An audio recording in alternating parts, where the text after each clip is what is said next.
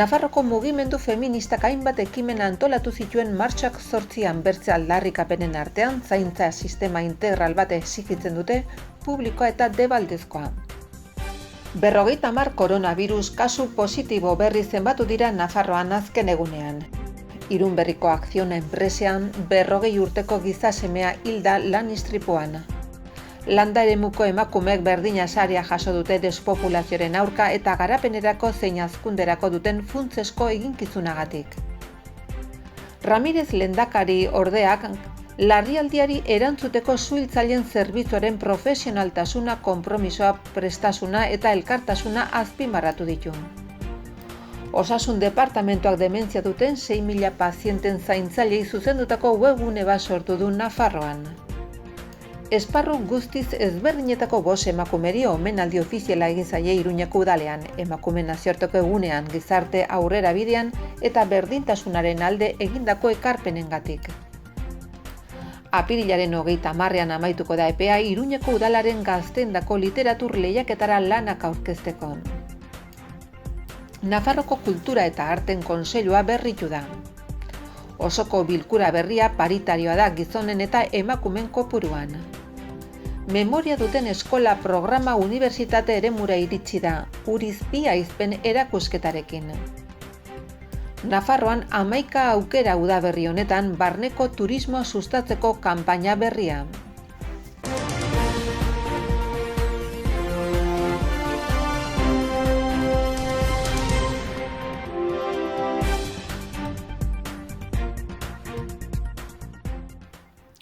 Nafarroko mugimendu feminista deituta hainbat ekimen eta elkartaratze egin dira emakume langilearen nazioarteko egunean. Sistema kapitalista eta patriarkal honek emakumeen eskubideak urratzen dituela salatu dute eta bereziki kontutan hartu dute emakume arrazilatzetuen egoera gordina, askotan paperik gabe eta zaintza lanetan zapalduak aurkitzen direnak. Iruñeko udaletxe plazan protesta egin ondoren, Nafarroko parlamentura gerturatu dira mugimendu feministako kideak atzo eguerdian. Parlamentuko atariko leihoetako barreretara lotu dira hainbat manifestari, gainerakoek gora borroka feminista oihukatzen zuten bitartean. Pankarta bat zabaldu dute parlamentuaren atarian eta une batean protestarien aurka oldartu dira foruzainak. Nafarroko mugimendu feministak ondoko prentsa oharra igorri du hedabideetara, horrela dio hitzez hitz. Nazkaturi gaude, nazkaturi sistema matxista, arrazista, kapitalista, heteropatriarkal eta kapatizatista hontan, injusto eta desorekatua den sistema hontaz. Nazkaturi gaude eta horregatik martxoaren 8 hontan gure indarra besarkatzen dugu, baina baita gure ahuldadea den dena aldatzera bai gatoz. Dena aldatu nahi dugu, bizitza duin bat dugulako helburu, bizitzea merezi duen bizi bat. Feministok urteak daramatzagu esaten bizitza ikusezintasunetik sostengatzen dela.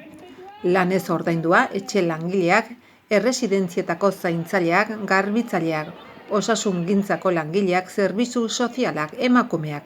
Gara bizitza posible egiten duten ezinbesteko lanak sostengatzen ditugunak. Baina lanaren pisua modu desorekatuan dago gure artean banatuta. Klaseak, arraziolazioak, migrazio estatusak edota adinak baldintzatzen du arduradunen zama. Badakigu gainera nola eramaten diren aurrera lan hauek. Baldintza prekarioetan, soldata zitriztekin eta apenas eskubide laborali gabe. Non geratu da etxeko langileen greba eskubidea? Zenbat lan ordu kargatzen dituzte erresidentziatako zaintzailek bizkarrean. Bizitugun osasun krisiak sistemaren trapu zikinak ekarri ditu argitara, ez dugu bizitza kolektiboa sostengatuko duen komunitate sendorik eta bien bitartean baliabide publikoak kapitalaren metaketaren zerbitzura jarrita daude. Esku gutxi batzuek monopolizatzen dituzte aberastasunak eta gure lana merkantilizatzen dute, bizitzarekin negozioa egiteko. Hori da liberalismoak planteatzen diguna, osasuna edo ekonomia, bizitza edo kapitalismoa. Horren aurrean guk argi dugu bizitzaren alde egiten dugu borroka bizitzea merezi duen bizitza baten alde.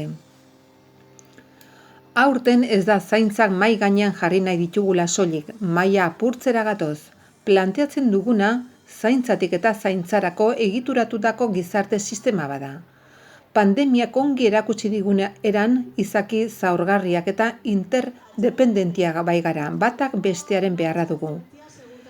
Beraz, bizitza posible egiten duen ardatza izan behar da zaintza. Bai elikadura, osasuna, etxe bizitza, lurralde, buru jabetza, mugikortasuna edo intimitatea erdigunean jartzeko, baina baita empatia, segurtasun fisiko eta psikologikoa, errespetua edota autonomia bermatzeko.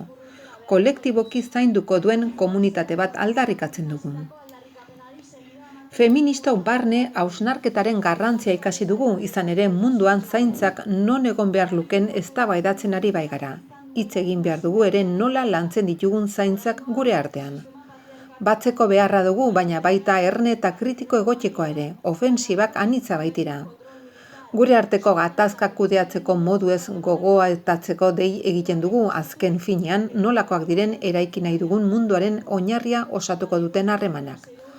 Hori dela eta zaintza sistema integral bat exigitzen dugu publiko eta debaldezkoa persona guztiek zaintuak izateko eskubidea bermatuko diena. Zeren zaintzak bizitza eta lan esentzialak ez dira negozio bat, ezin dira merkantilizatu ez da familiako emakumen esku utzi ere.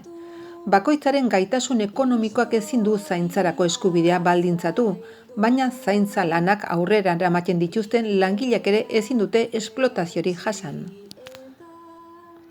Hortaz, honako neurri transitorioak exigitzen ditugu urgentziaz, etxeko langile guztiak gizarte segurantzako erregimen orokorrean sartzea, autonomia personalerako eta dependentzia egoeran dauden personen arretarako politikak, diskapazitatea duten emakumeen errealitatea aintzat hartzea ez soilik zaintzaren hartzaile gisa baita emaile moduan ere.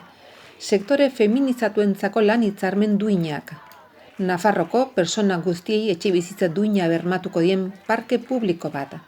Kalitatezko osasungintza publiko bat Nafarroan bizi diren persona guztiak artatzeko baliabide nahikoak izango dituena, inor genero, klase, jatorri adin edo gaitasunen arabera baztertu gabe.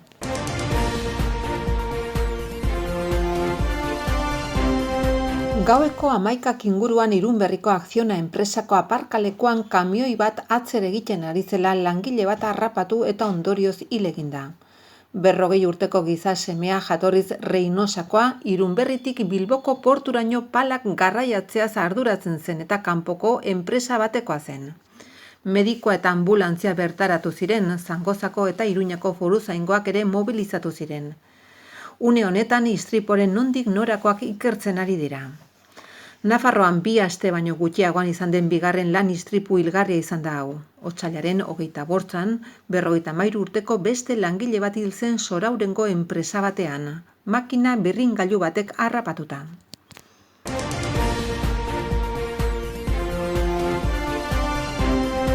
Astelenean 1802 PCR eta antigeno frogak egin ondoren 2,8 positibo azalaratu dira. 50 koronavirus kasu berri erregistratu dira azken ordutan. Aintzineko egunean baino 3 kasu gehiago agertu arren, positibo tasa bere horretan mantentzen ari da. Eta uztailaren 31tik izan den bigarren datu hoberena izaten ari da. Azken 14 egunetan 100.000 biztanleko 122 kasu atzeman dira eta azken 7 egunetan 100.000 biztanleko 63 kasu. Eskualdei erreparatuta azken egunean kasu gehien murtxanten erregistratu dira, 7 kutsadurarekin, jarraian buztintxuri, 6 positiborekin eta 5 ansoainen.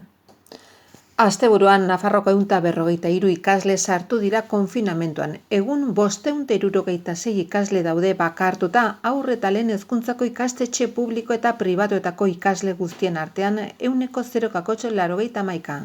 Bizikidetza talde egonkorrei dagokionez 22 ikastetxetako 30 ikasgela daude bakartuta, guztien artean 0,86.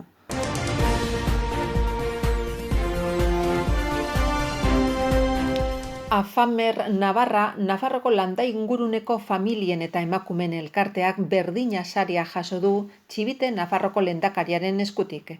Eta sari horrekin landa eremuko emakumek despopulazioaren aurkako estrategian duten funtsesko eginkizuna aitortu du. Benetako berdintasunaren defensa lurralde kohesioarekin eta landa eremuaren balioa nabarmentzearekin bateratuz. Nafarroko tronu aretoan ospatutako ekitaldi batean, Txibite lehendakariak sari honen balioa azpimarratu du entitatek eta partikularrek gizonezkoen eta emakumezkoen arteko berdintasunaren alde egindako lana bistaratzeko modu bat izateagatik. Funtsesko zerroi gizarte egonkorragoak eta bidezkoagoak ezartzeko, eta azpimarratu du foru gobernuaren lehentasunezko helburuen artean dagoela berdintasun erreal eta eraginkor bat lortzea eragozten duten barrerak eraistea. Emakumeek lehendakariak gogorarazi den bezala, langabezi tasa handiagoak jasaten dituzte, errenta txikiago dute eta oinarrizko zerbitzu publikoetarako sarbide zailagoa. Horregatik funtseskoa da azpimarratzea bere zeregina mundu landatarreko indarrekintzaile nagusi bezala. Gizartearentzat egiten duten ekarpena esaterako biztanleriaren mantenua, mendeko personen zaintza ala nola, ondarearen, ohituren eta bizimoduen kontserbazioa eta hobekuntza. Ondorioz, Txibite lehendakariak adierazi du foru gobernuak sustatzen jarraituko duela berdintasunaren aldeko aurrerapena, atzera pausoak saihestuz lorpenen bide batean, zeinetan gaur egun oraindik indar anakronikoek atzera egitea nahi duten. Afamer Navarrako Rosalia Etxeberria lehendakaria izan da emakume landatarren izenean saria jaso duena. Oso pozik gaude Nafarroko gobernuak gure lanagatik eta esfortzogatik sari hau ematen digulako aitortu du ekitaldira bertaratutako 15 gonbidatuen aurrean. Kopuru urri honetarako arrazoi COVID-aren murrizketak izanik. Sariak suposatzen du bere esanetan bultzada bat gehiago emakumezkoek legez gure udalerrietako ekonomia, gizarte eta jasangarritasuna arloen garapenean dagokien zeregina bete dezaten lortzeko. Lorpen honek zera eskatzen du azpimarratu du Etxeberriak, garbi izatea emakumeri gabe ezinezkoa dela gure udalerrian etorkizuna. Elkartea ezabatu nahian dabil emakumeen landatarren ikusezintasun are handiagoa izan ere apenas kontatzen dute ahalduntzeko eta erabakiak hartzeko eremu ordezkaritzarekin. Ikusezintasun horrek elkartetik salatzen dutenaren arabera emakumekiko indarkeria handiago bat eragiten du. COVID-aren krisiak ez du lagundu bere egoera hobetzeko, pobrezia eta desberdintasuna areagotu dira esparru landatar zaharkitu eta sakabanatu batean. Hori ez da izan eragozpena azpimarratzen dute Afamarretik emakumeak, buru belarri lanean jarraitzeko. Rosalia Etxeberriak gogorarazi du esparru landatarra dela gure komunitatearen zutabe nagusia. Horregatik Afamerreko lehendakariak eskatu du esparru landatarra beharrezko baliabidekin hornitzeko bertakoek esparru hiritarreko baldintza eta zerbitzu berdinak goza ditzaten eta gure herriek bizirik mantenduz etorkizuna izan dezaten.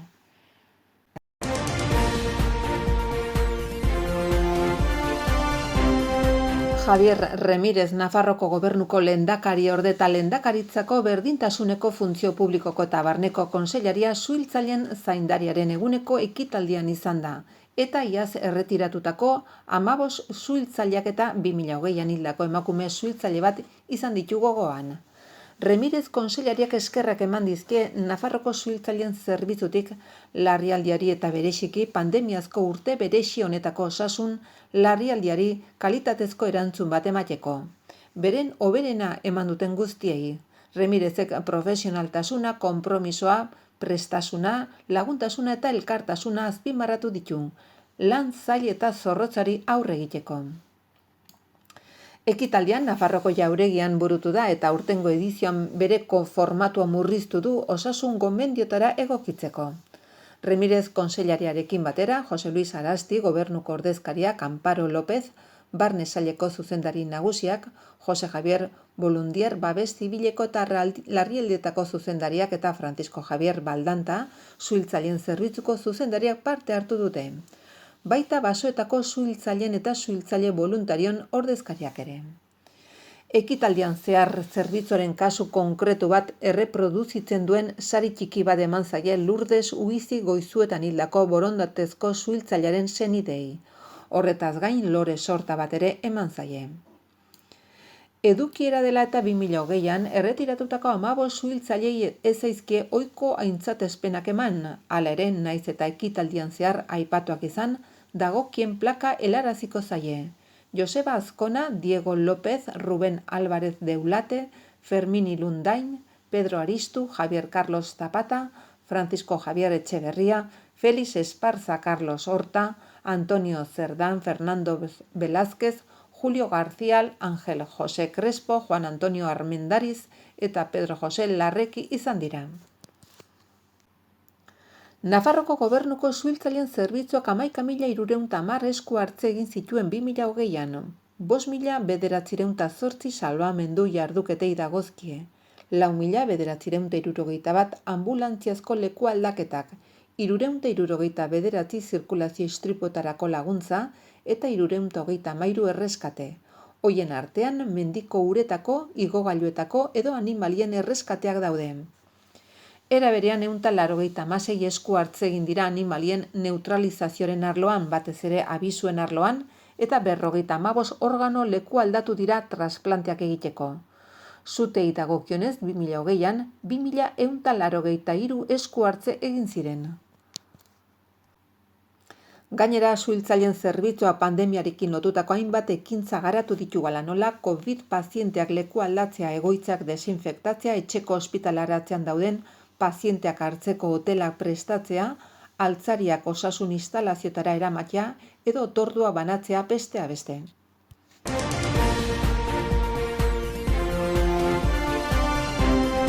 Osasun bidea Nafarroko osasun zerbitzuak Nafarroko Alzheimerdun gaixoen senideen elkarterekin AFAN lankidetzan Nafarroko osasun web atarian gune bat sortzea bultzatu du.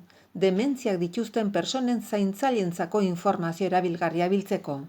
6.000 baino gehiago Nafarroan, horietako 5.000 etxean bizi baitira. Haien zaintza lana eta norberaren zaintza babesteko.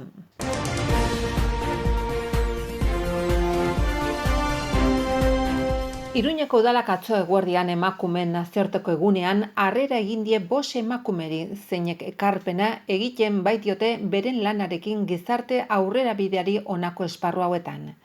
Ikerketa, osasuna, kirola, justizia eta gizarteratzea. Enrique Maia Iruñeko alkateak udalbatzako zenbait kidek lagunduta omenaldi egin nahi izan die Cristina Cadenas Sánchez ikertzaileari, Isabel Rubio Rodríguez kirurgia onkologikoko Sozietate Europarreko lehen emakume lehendakariari, Maitane Melero Lakasiari, Maria Paz Benito Osés magistratuari eta Maite Quintana Saldize Caritaseko idazkari orokorrari.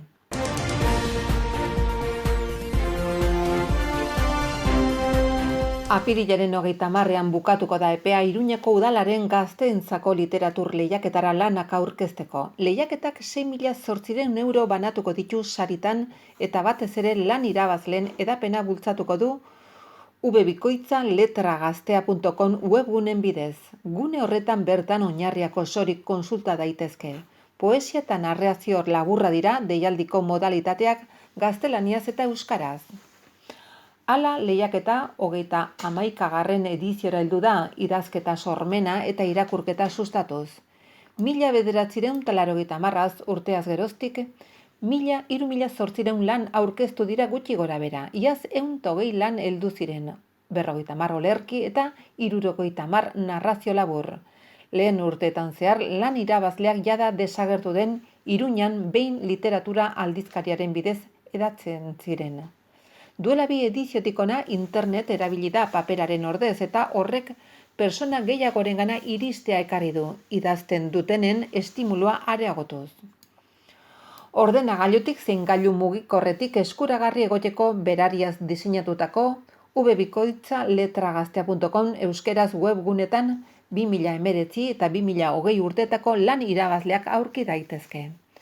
Hoien formatuari esker testuak irakurgarriak dira pantailan eta deskargatu zein inprimatu daitezke PDF formatuan maketuta bai daude. Modu horretan, idazle gazteak irakurtzeko gune bihurtzea nahi da, bai eta bigarren hezkuntzarako material gisa erabili ahal izatea ere.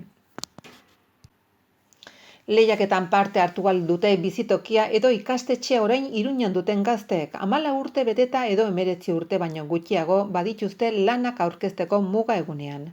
2 kategoria ezarri dira adinaren arabera. Lehenbizikoan sartzen dira 14tik 16 urte bitarteko gazteak eta bigarrenean 17 eta 18 urtekoak.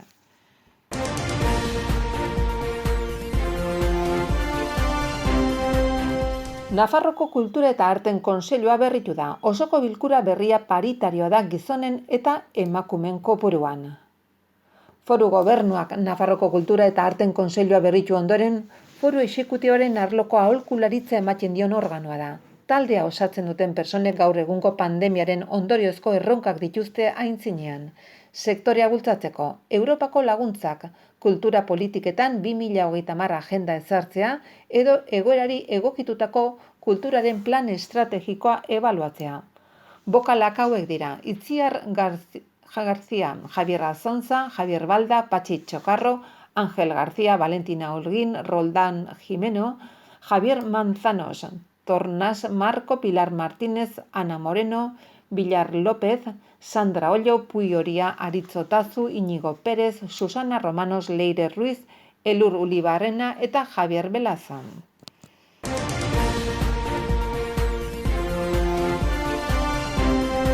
Memoria duten eskola programa unibertsitate eremura iritsi da Urizpi aizpen erakusketarekin. Memoriaren Nafarroko Institutuak eta Nafarroko Unibertsitate Publikoko Gizarte eta Hezkuntza Zientzien Fakultateak zenbait jarduera antolatu dituzte batera azken asteotan eta bi erakunden arteko lankidetza egonkorraren hasiera markatzen dute. Etorkizuneko irakasleak oroimenaren arloan prestatzeko eta elkarrekin erakusketak edo jardunaldiak antolatzeko.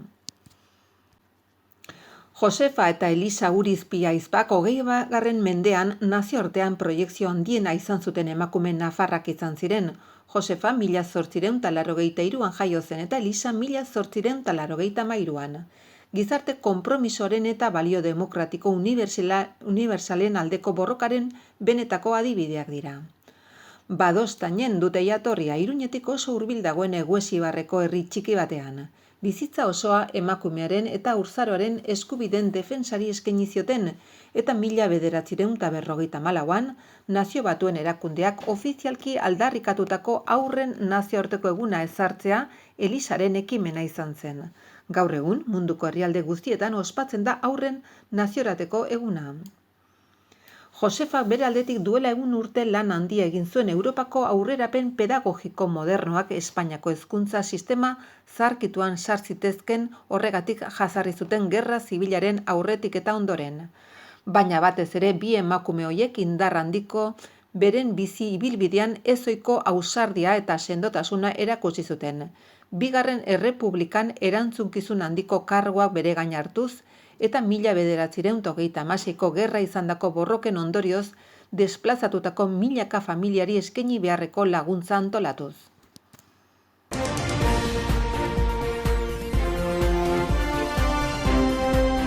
Nafarroko Gobernuak aurkeztu du datorren udaberrian barne turismoa sustatu duen Nafarroan 11 aukera turismo kanpaina. Nafarroko herritarrak egiten dituzten bideoren bidez izango dira ekimen honen protagonistak. Irudiokin foru komunitatea kanpora zabalduko dute eta hainbat sari irabazi ahal izango dituzte.